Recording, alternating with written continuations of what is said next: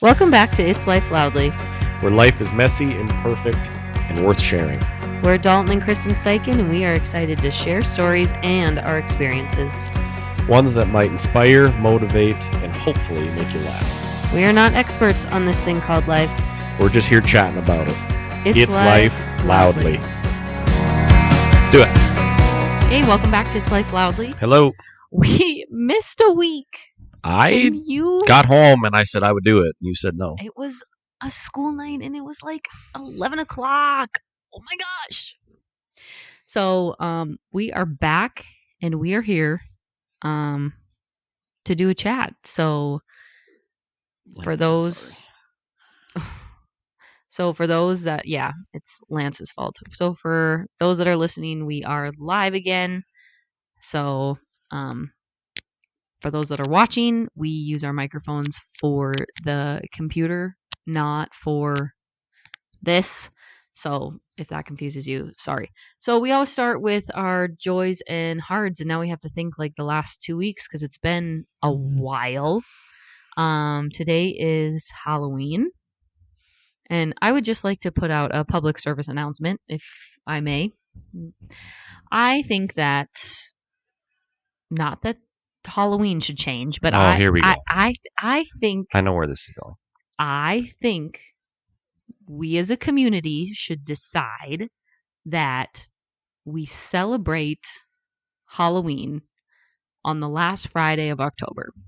Like we do the trick or treating, the trunk or treat, the suppers, the family festivals, all that type of stuff. We just decide as a community we're going to all turn our lights on and do trick or treating and all that on the last Friday of October instead. Today was a Friday, and it was. I mean, it really makes no difference to me, but looking back as a kid, yeah, that'd have been sweet. Like, as kid, like, does anybody actually care that it's October 31st? Like, I don't know anybody that actually celebrates October 31st Halloween. Probably not. Like, we just get excited about it, and that's same with. I think we'd get excited about any random day about going and getting candy. Same with Valentine's Day. Like a lot of times in school, we would just choose to have our Valentine's Day parties on a Friday because we would be like no, like who wants to do that? Like if you work with kids, who wants to send their kids to school tomorrow after a day like tonight? Nobody wants to do that, as far as I know, unless somebody out there tells me that I'm incredibly wrong, so if anybody wants to like get together with me as like a community member and like approach the community about it and be like, hey, we had like 4 different churches, I think, that were like doing something. Like, what if we all just decide we're just gonna do it on a Friday? Mm-hmm. I don't know. That's just my opinion. So, that's just a public service announcement. It's not really my joy or my hard. But my hard this week is that single parenting has gotten me, and I did not see my husband enough this week. And like there was just so many little, and we're going to talk about that in today's episode. Actually, we are going to recap farming, and we're going to recap all that stuff. And it's like there's just a lot of little things that I forgot and I failed at as a mom this week. Like, and me being around would have made you not forget. Well, you being around just helps me at least have a little bit of time and space to like reflect and be like, what do I need for the next? See, the problem is usually I prep the entire week on a Sunday. I like look at the calendar and be like, okay, who has to bring snacks where? Like one of our kids needed an orange colored t-shirt for something going on this week. Halloween parties were on different days from daycare to school. So making sure all that stuff was, and I was like, I'm going to come back home on Tuesday. So I don't need to do all of it on Sunday. And then when it came time for Tuesday, I don't know what happened to Tuesday, but it just didn't, I don't know. It just didn't happen. So that's my low, is that this week single parenting went downhill real fast. So that was your low? That was my low. So did you have a high? I don't know. My joy is that tomorrow I get to be home and you're going to be home for at least a little bit and do some cow stuff and people will just be around and I can just maybe take 20 minutes to be like, "Okay, what laundry needs to be done?" Look at the calendar for next week and hopefully be a little more prepared. So, that's it. My low is rain again. Been that way for a while. My high is the cows are home. It's always a good feeling when they get shipped out to pasture for the summer, but it's a much better feeling when they get to come home or when they get home. Just because you like your cows out your window? They're like, yep, get to see them out on the hills. I wake up in the morning, see my cows are right there, not have to wonder or worry. Do you spend a lot of time worrying about your cows in the winter? In the winter, or not no. in the winter, in the summer? So, yeah, enough. That's basically all I got. Mud, not fun. Can stop raining any day. For a while. Not forever, but for a while. So what are we learning about today? Today, we, just because it's what basically caused us skipping a podcast, and then someone brought it up again today, and actually 2 people brought it up to me sometime this week and last week. Today's episode is, and those of you that are watching, you like the farm conversation, so we are going to give you a very realistic picture of what it means to be married in an agricultural family. And you'll probably have more to say about this than me. Well, maybe. But we just get approached a lot about like how do we handle our marriage. So farming, and there's other jobs that are like this too. I don't think it's just agricultural where your family and your things are run by the season. Like it's like a roller coaster. Basically. Where there's not consistency, there's not like there's Every just year's certain different. things, every year is different. And there's a lot of people like that work away from home due to whatever. Maybe you're in construction, maybe you're in, I don't know, why else would military. Like that would be a great one to think about. There's just other jobs where it's like spouses are not living together and you're trying to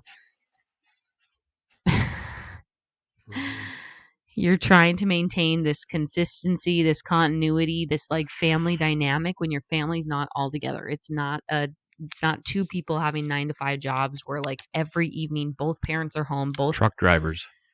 Like yeah, it's not just, I'm not just doing a pity party here for farming wives. That's not what I'm doing. That's what I know. That's kind of what it sounds like to me. I'm kidding. That's what I know, so that's what we're talking about today. But I don't know. We're just going to hash out some of those things and how we've dealt with them and how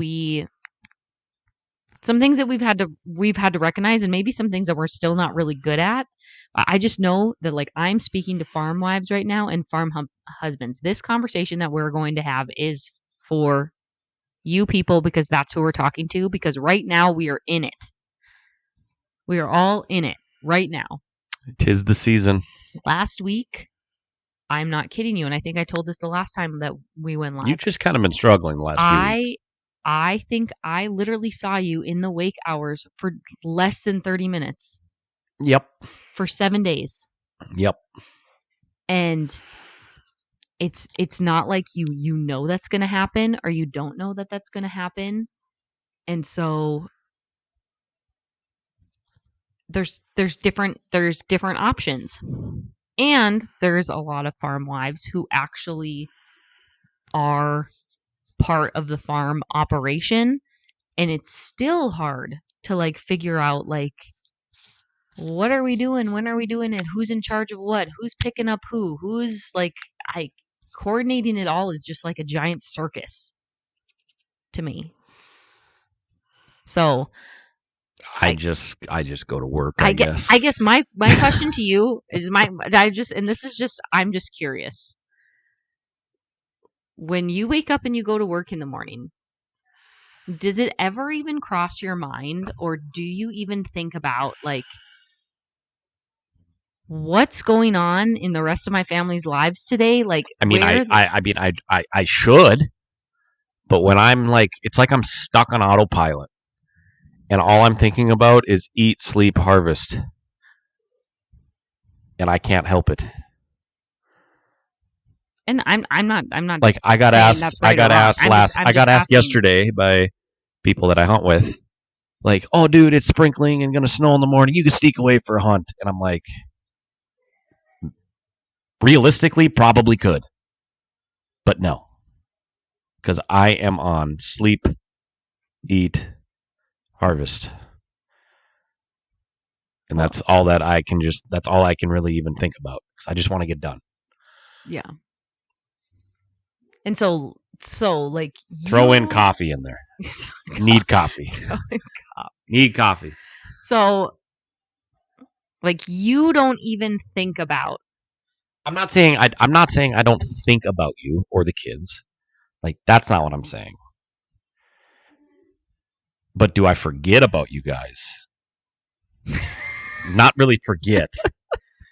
But it's like, oh yeah, well, and then I get on with. I don't really know how to explain it. Yes. So here's a question and I'm not going to say that you do this, but like, so right now we're literally talking about all of the conflicts that come from this. We're going to just hash out the conflicts right now. So and I heard this even from this week from 3 different people. One of the biggest conflicts about living like this, like having a season where it's like this, is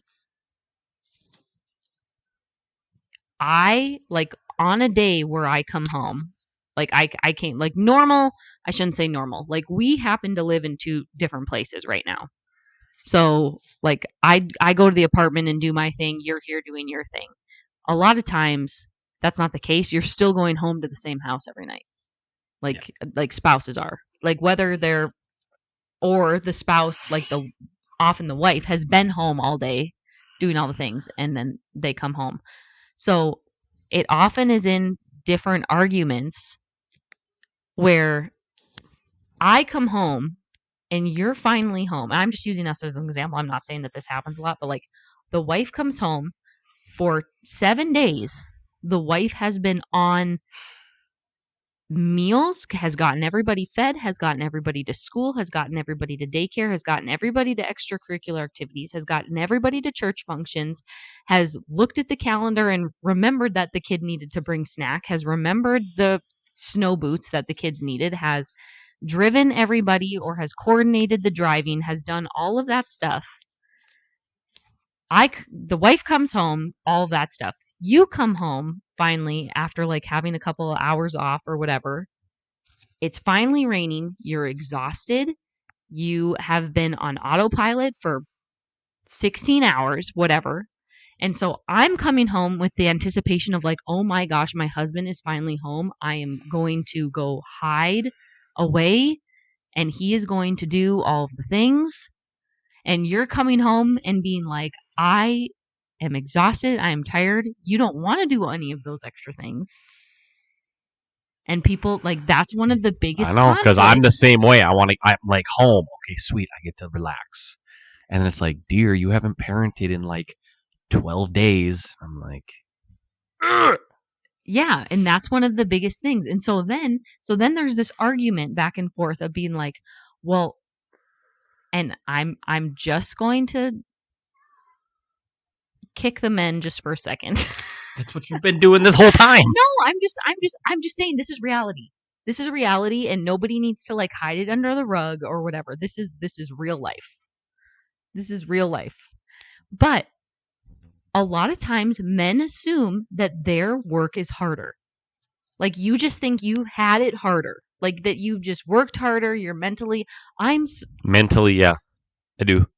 And I still think and that. I don't think that you get to. And I'm not gonna say me sitting in a combine all day is physically harder, but I will say it's mentally. so you think everything that Okay. So let's compare this to teaching. I'm not looking for a right or a wrong here. I'm not either. I'm just saying. I'm really not either. But when you teach, hit the laptop. When you teach, you're teaching from what, 8:30 to 3:30. Yeah. And there's breaks in between. With kids. I'm not saying without kids. Okay. Okay, how many hours is that? 8.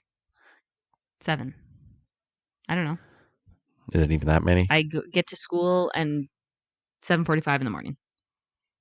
That's not what I asked. I don't know. So do the math. 7:45 to 3. 7.5 hours? 8-hour day, 4 o'clock by the time I leave. I'm just saying. I sit in a combine for like 14 hours a day sometimes. Yeah. And there's 0 parts of that 14 hours where I can ease my mind. I am not disagreeing with you 100%. I do not think that mental work is the same as all of the mental coordinating that I just went with having children in your home. Like, I get that you have to deal with kids at school and then come home and deal with more kids. Like, I get that, but I'm confused on where this is going. I just feel like after I've been away for the weekend and you've had to do all of the parenting, you tend to like act like, when are you coming home? This is hard. Me? Yes. Not hard. Every time I've gone away for the weekend, you're like, oh my gosh. I'd say it's more annoying than it is hard. It's more inconvenient than it is hard. Isn't that mentally tasking when something is constantly inconvenient? In a way. Okay, so the whole point of this conversation is nobody wins this argument. 0. So this is the argument that goes on in hundreds of homes, thousands of homes, millions of homes all the time. Actually, a lot. That's really funny. When does he go away from the weekend? A lot more than I do. That's hilarious. Good try though. But what I'm saying is, when people bring that up, well, my day was harder. When your day was harder. Well, your day was harder. Like, nobody wins that argument. You had a very hard day. I had a very hard day. Spouses need to recognize that their spouse and their self had equally hard days. It's not a contest. That's the whole point I'm trying to make here. I think you're correct. That is the first thing. You shouldn't be comparing. No, because it doesn't matter. Doesn't matter. So,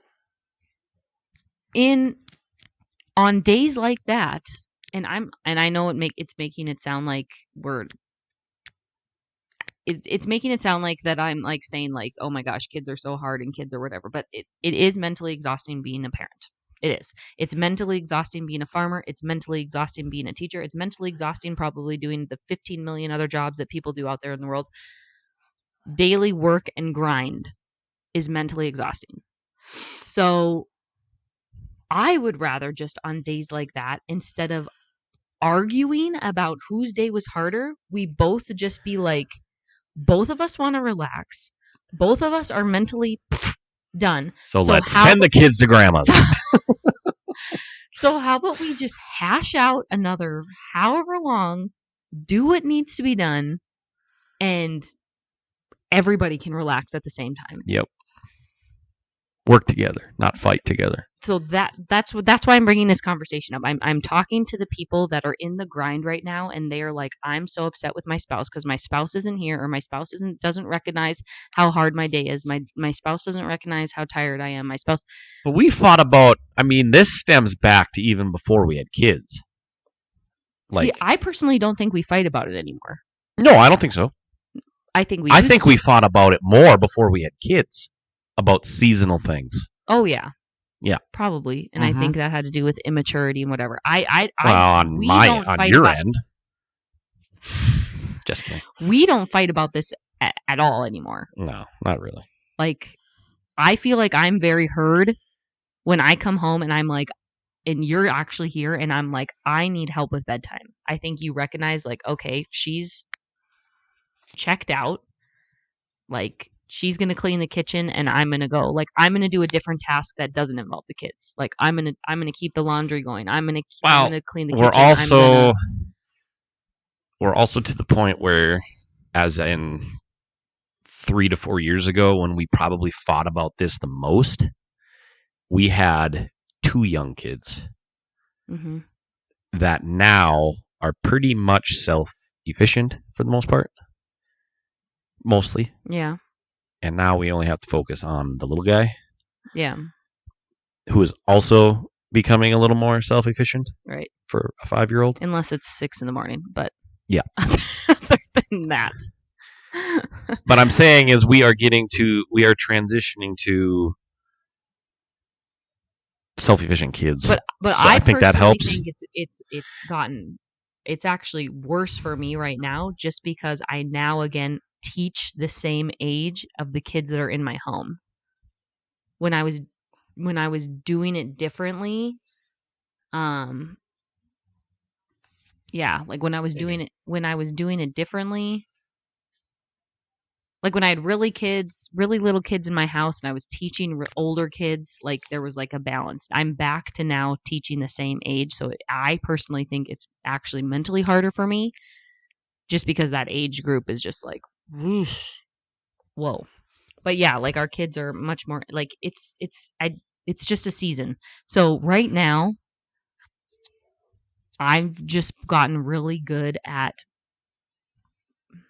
accepting the fact that this season is not for me. This season is not for me. I'm not getting what I want. I'm not getting everything that I need. I need to put. And I think you realize that I'm not getting everything I need either. Yeah. Oh, for sure. Like there's sacrifices on both ends. Like, yeah, we are both just sacrificing to do whatever we need to do to keep peace in our home. Keeping peace in our home is a big deal, because a lot of people have said, if it's so stressful to be away from your spouse for you, because it is, because I hate being alone. I hate being without Dalton. I love him so very much. I want to be with him 24/7.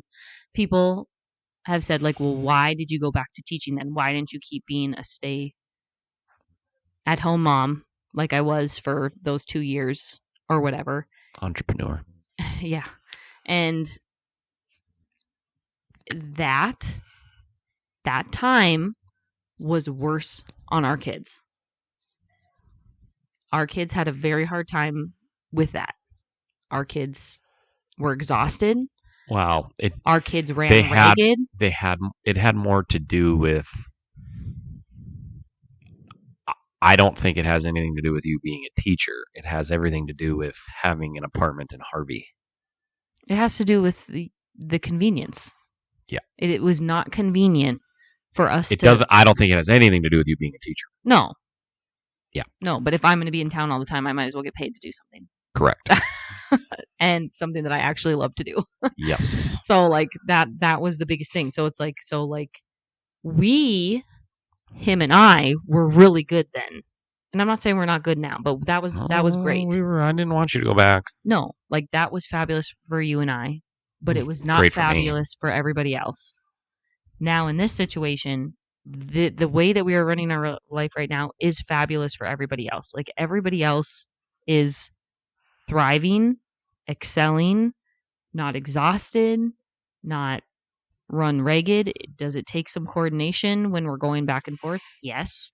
But now you and I'm recognizing that I need to be aware now that you and I'm not going to say you and I are suffering, because we're not suffering, but we need to put in more intentional work for the two of us. Like that needs to be on the forefront of our brain, and we need to like actually work at that. It's not just coming naturally. Hard for me to do this time of year. Absolutely. Yeah. Like we quit combining last night at 8:30, and you're like, "Hey, come to Harvey. It's early yet." And I'm like, "Combine until 1:00 the night before. I'm going home and going to bed. I'm tired." And did I argue? Not a soul, or not a bit. I was just like, okay, that's I mean, that it's decision. Not that I didn't want to see you, but I mean, I was just flat out like, I am not sitting in a car for 45 minutes. I'm going home, showering, feeding Odie and going to bed. Not the dogs. Yeah, I parked over there and fed them first. Oh. So that's just one of the key arguments I think people had is whose work is harder. And I think people need to just throw that argument in the garbage because nobody's winning that argument. The second argument that I hear a lot of the times is after you live like this for so long, like right now, I am pretty much the sole decision maker. I'm the disciplinary. I'm the coordinator. I'm the chef. I'm the cleaner. This time of year, you're the everything. I am the everything for our family. That sounds awful because you are contributing to the family, but on a social day-to-day basis, I'm the everything. So, and a lot of wives have mentioned it to me, when the husband comes back into the picture, screws it up. You screw it up. Mhm. You screw it up. Every time. Because we have a system, and I have a system of how we do supper, how we put the kids to bed, because it's me versus 3 others, and I'm like, if I don't do this systematically the same every time, it's gonna be chaos, and I'm gonna go insane. So it used to really bother me when you would finally be home for the night, and like I would look at the clock and I'd be like, we're supposed to be getting ready for bed right now. We're supposed to be doing bath time. We're supposed to be doing this. We're supposed to be doing that. And it would drive me insane. And I felt like I was being a naggy, you know what, being like, you're not staying on schedule. You're not staying like kids haven't seen Dalton just like I haven't seen Dalton in 7 days. Like they're going to be wild. They're going to be weird. They're going to be wanting to wrestle and wanting to hang on him and wanting to whatever. So I don't know if this is right or wrong, but like, what did I do tonight? I don't even know if you notice. What do you mean? Like when it comes time for like bedtime and like transitional things and bath time and whatever, what do? You do it. I leave. I leave the room. Oh, so when you told me to get him ready for bed and you left? Mm-hmm. I didn't notice. You always do that. I always do that. Do you know why I always do that? So I do it. Because if you were there, he'd have been like, well, Mom said, hey, Mom, and whatever else. And however you're doing it, I don't need to watch how you're doing it. Oh, yeah, you would hate how I do it. Right, like, like, if you're, like, I just usually double check to make sure the kids gotten their certain medicines that they need. I feel like you were in his bedroom for like 10 minutes, and I'm like, sing a song, say a little prayer, good night. Like, I'm in there for like 45 seconds. People are probably like, oh, that's mean. That's weird. It is much better for them and for me if I leave. Like a lot of times, if I know Dalton's going to be home for the night and he's going to be doing the parent thing, I will go in my room and I will read a book. I will take a shower. I'm gonna watch for that now. I do it all the time, and you probably don't. Never knew that. I just figured you wanted your space. Well, that's great too. But like, I literally do it because I know that if I'm out there, they're gonna come to me, because that's what they've done the last 8 days. They've come to me for like, hey, can we do this? Hey, can we do that? They can. Well, even when you and I are sitting on the couch, and they'll all come out. Hey, Mom, can we? Or good night, Mom. And I'm like, hello. I'm here. Yeah, and it's just because that's our routine. That's what's normal. And so like a lot of times people are like, oh, then you should do it together. Like it sounds really bad that we have done it together before. Yeah, but it sounds bad that I'm like avoiding, but it's just like I'm forcing them to remember that you are a parent too. Like you're going to, however dad's going to do it, however dad tells you to do it, whatever dad says is also.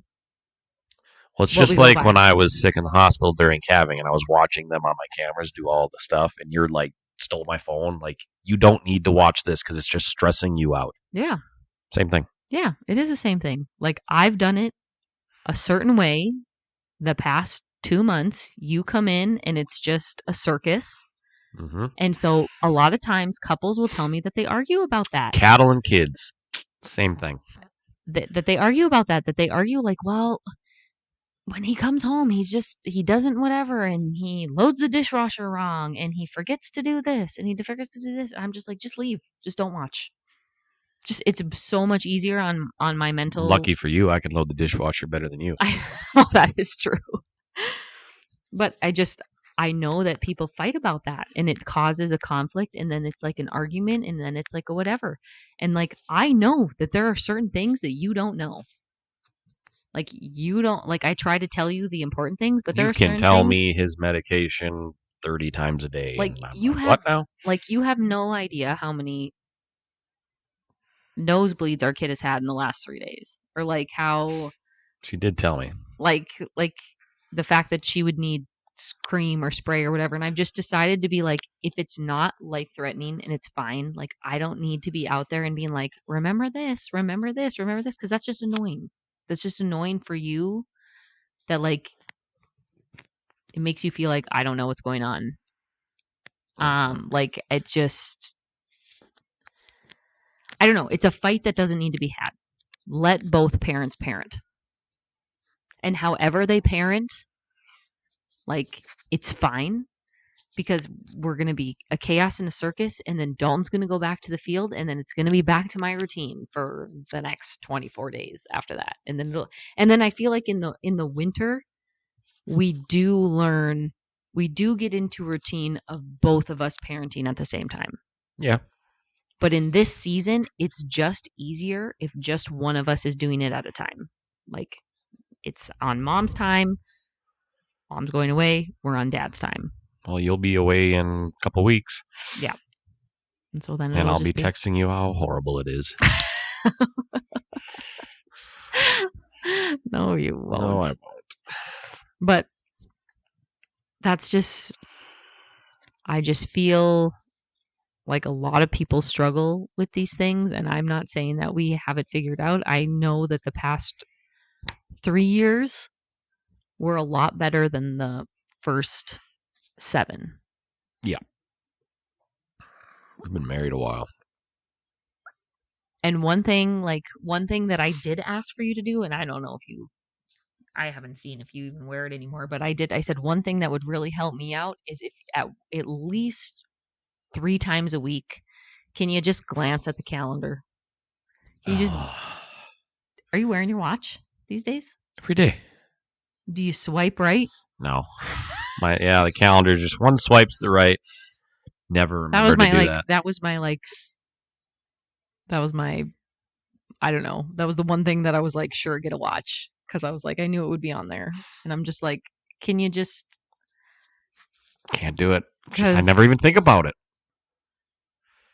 Yeah, I know. But you've also gotten better though at like, then don't ask me where we are and what we're doing every day. Like after I've already told you 3 times and I have it on the calendar that somebody has a basketball game, don't ask me about it. Like, I'm not saying that's happened lately because we got nothing going on right now because sports season is whatever, but that's the other thing that I would say that maybe frustrates me is like when I'm trying to mentally figure out how the whole week is going to work, and I'm trying to like timeline it all out, who needs to be picked up from what practice and when, and where this person is going and who's watching this person while I'm at here. And like, it's frustrating to me when you're also asking me questions about things that I should already know. Things that you should already know. Or things that we talked about 4 days ago, but you don't remember because out of sight, out of mind. And so that's why I was like, thank the Lord that you have a phone that has a calendar on, because he refuses to get his calendar out on his phone for some reason. Oh, it's on there. I just have it disabled. And he has his notification. It just drives me nuts. I'm just like, I'm not asking you to say anything about it. Just look at it. What is my family doing on a random Wednesday? What's going on? Who's going where? I mean, I know for the most part. Yeah. But that's the only thing another thing that does frustrate me is when I have to talk about a plan, especially when it's something that I actually think that you need to be at. Yeah. Like I really try like during, I guess that could be maybe another tip. I don't know if it's a tip or whatever. I really try to over communicate the certain things that I'm like, I look at like the next 10 days, what's going on, and is there anything going on that's like Dalton should really be at this. So like when sports schedules come around, I pay attention to like which ones are close, which ones are at home where we don't have to travel an hour away. Like, hey, there's 3 coming up.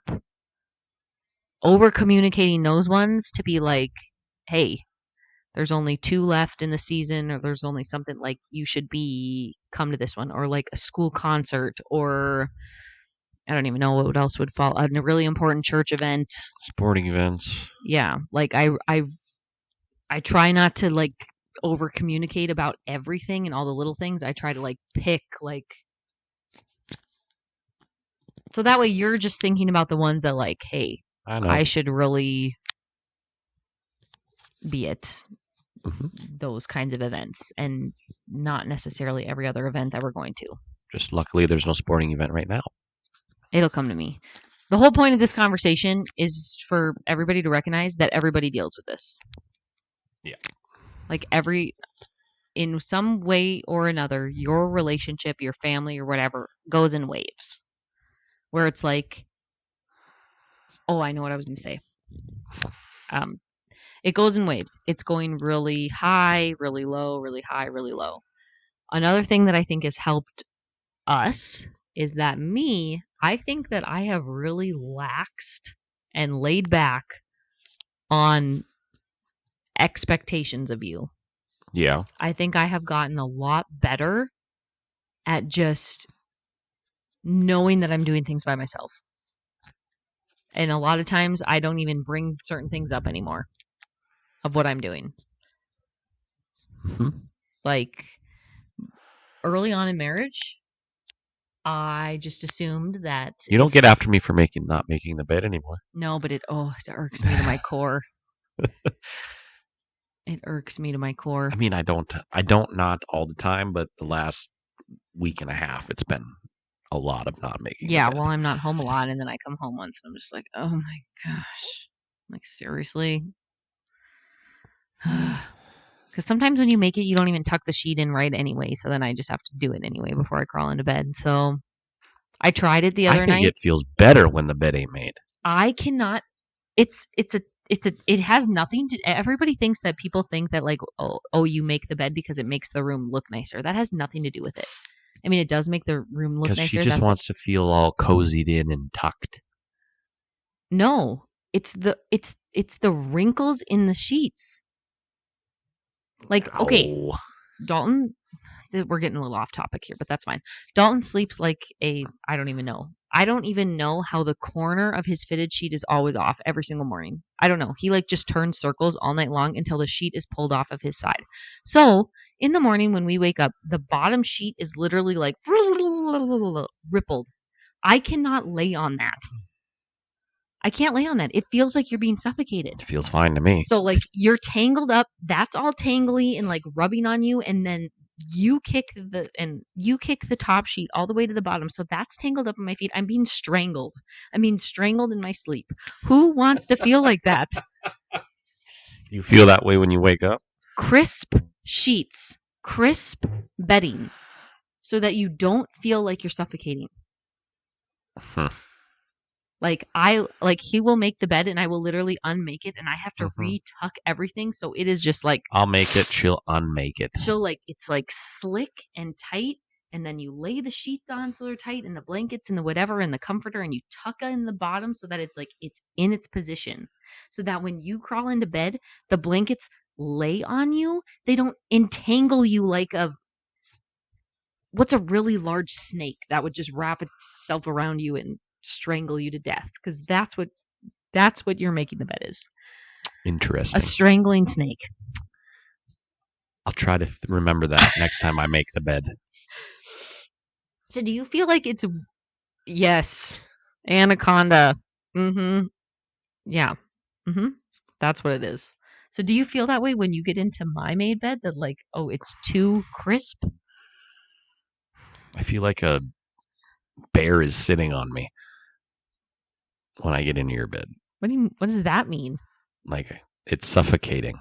I don't know because it's so tight and tucked. And I just don't want tuck in the sides I anymore. just want to be free.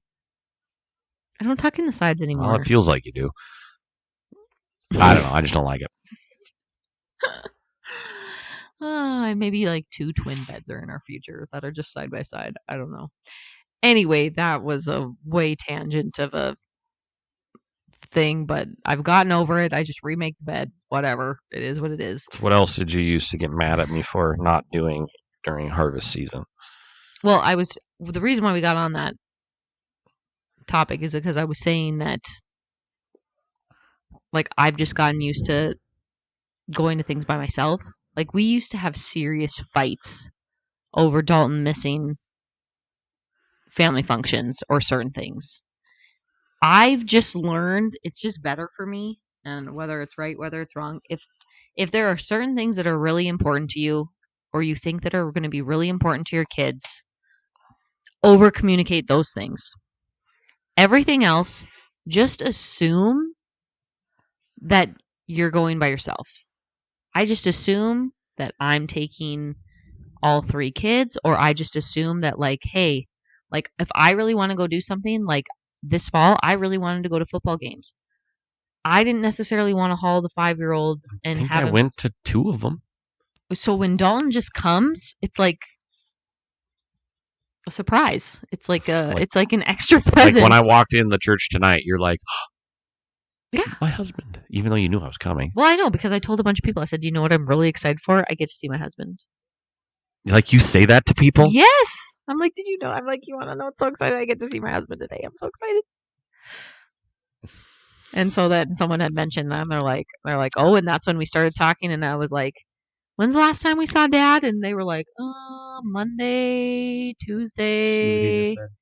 I don't ever assume that you're coming with me to something until you are literally there by my side. I understand. With me. I understand.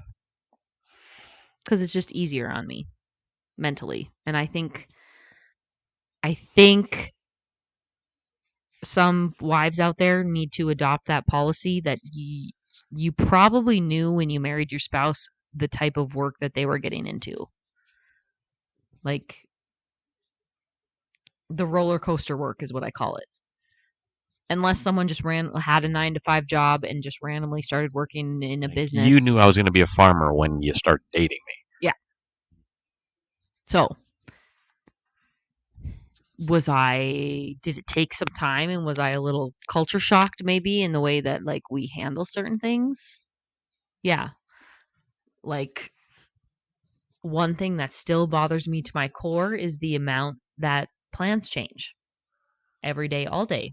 I don't run like that. I don't run like plans changing. Which is honestly one of the reasons why I do like living in town and I do like having my own work schedule, because I just don't know if I could work in an environment with you when the plans are changing constantly. I don't know if I could physically do that 24/7. Yeah. Like that's why I don't think that like I could ever be like. That's why I can handle it. The farming, because I'm so used to it. The farming wife life of just like having no idea what I'm doing tomorrow. Like having no idea what kind of work I need to be doing. I don't think that I could. It's just better for me to I get to go to the apartment and I get to do things exactly the way that I want them done. I get to plan the exact things that I want to do. And when we come here, I'm a little more onto your schedule. Mm-hmm. I think as the kids even get older, I'll be even more okay to be on your schedule. But right now, with the ages of our kids it's just better for me mentally to just have structure. I agree. And I think it's better for the kids to have structure. And I don't know. So if we just know that there's a lot of people out there that have to deal with this seasonally. And you would think after 10 years it wouldn't come as a surprise. But every time you hit the season, so like when did the season start? August. When you hit the season, it's like, oh, like a gut punch. Like, oh, we're in this but like again. wheat harvest was over in 7 days. Oh yeah. Like that was nothing. So that was I mean maybe more than 7, but pretty much 7 days. Right. 6 days. 6, 7. So I really don't think that counts. Okay. Fair. What I'm saying is like you would think that marriages by now would be used to it. No, because everything always changes. Everything's different. Every year is different. But I mean, the grind isn't different. Like we are in the grind right now. Every farming family out there is in the grind. Right. And we kind of like go about it and we have these arguments with our spouse and these conflicts or whatever. Like we're surprised this is how it is. This is how it's been for 10 years. So how come every time we get back to the crazy roller coaster, like we have, and I'm not saying we as in me and you, I'm saying we as a collective body of like farm wives, farm husbands, spouses that work crazy roller coaster type seasonal situations. Why are we surprised when we get back to the crazy when that's all we've known? I'm not. Is it just because I think the spouse is.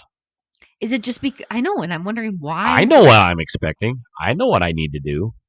I know that other things are going to get neglected. It's like it's a transition for you. Right. And why is that so hard when we know we've done it before? Is it just because like because you disagree with it and you don't want it to come? Maybe. I wouldn't say and you dread it. Maybe. And it's a pity party for you. Maybe. No offense, ladies. And maybe it's just because like we get it's a fear. Yeah. It's more of a fear. Like we really enjoy the calm. Like I feel like summer is more calm, where it's like things are a little more for sure. Things are a little more consistent. Things are going well, whatever, and then all of a sudden, even though we felt like we're always gone, like it felt like in the summer we had plans every weekend, but we were together and we had a plan. And I think it's just like you just hit that wall of like, oh, it's time for me to like change my brain again to single parenting, to figuring things out all on my own, even though me personally, it's what I hate doing most. We just always tend to make it about us. We're human. We're very selfish human beings. It's a human thing. Like, I want to feel good. I want to be at peace. I want to rest. I want to relax. I want to do the things that I want to do. I want to do my hobbies. I want to do.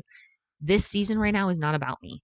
My season will come another time in December. This season ain't about me either, though. No, I'm not saying it is. I'm just saying that my brain, that's why the arguments start, is because a spouse will be like, I'm not getting what I want. I'm not getting time. I'm not getting this. I'm not getting that. So I'm frustrated. I'm mad. So I'm taking it out on you, even though it's not technically your fault. You've had the same job for the last 2 decades. So like, it's not like anything has changed. It's not like, but it's just like, I need a place to put the blame and you're right here. So that's why marriages have these conflicts every year after year after year, season after season after season. Mm-hmm. Because it's just easier for me to blame you. You're not here. You're not helping me. You're not helping me get what I want. And it's just easier. So I've just adopted, like, this really stinks right now, but this season's not about me. Like, there are certain seasons. December will come, and December will be more about me. Never once said no. No. I wouldn't say never once. I mean, I'd say in the last 5 years, I might say, well, you see, the guys are coming to ice fish that day.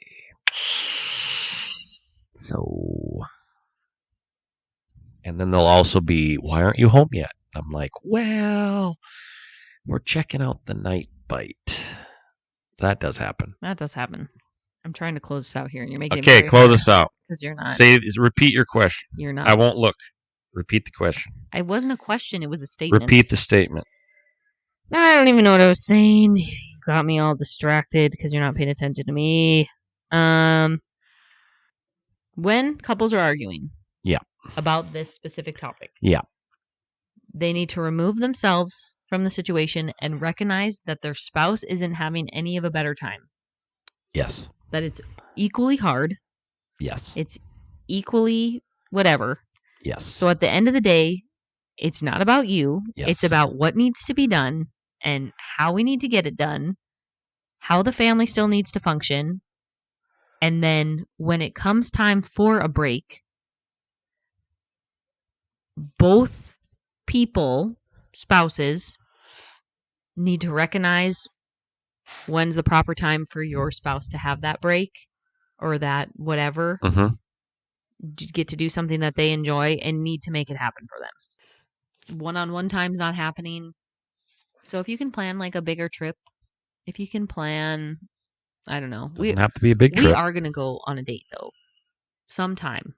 I think this is a date. We're going to go on a date outside of our house sometime. Probably not anytime soon, but we will again. So all of those kinds of things. So yeah, I'm closing us out. That's all I have to say on that topic. So did we even gain any ground on this topic? I think I did. I think we wrapped it up to 3 main points. Recognize that you live in a season of roller coasters. Okay. Number 2, when you're in that season of roller coaster, don't be surprised that you're in the season of roller coaster because you've been in the season of roller coaster the last however many decades. Okay. Recognize that nobody enjoys the season of roller coaster. On either side, you're both working equally as hard. I mean, I'm having fun. Top 3 points. Great points. And Never in the seen anything end- like it before. Great points. And in the end, you need to be selfless and you need to recognize that this season is not for you and your season will come. And you as spouses need to recognize when the other person needs some time or needs some one-on-one time with you or a date night or something or whatever. And you need to make it happen when it can happen. And don't make mountains out of hills. Don't make mountains out of hills. Isn't it don't make mountains out of molehills?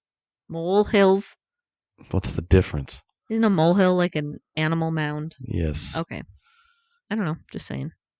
And just know that everybody else is in it with you. Nobody is riding this smooth sailing. And your spouse is not your enemy. No. Nope. See you next week. Bye. Goodbye.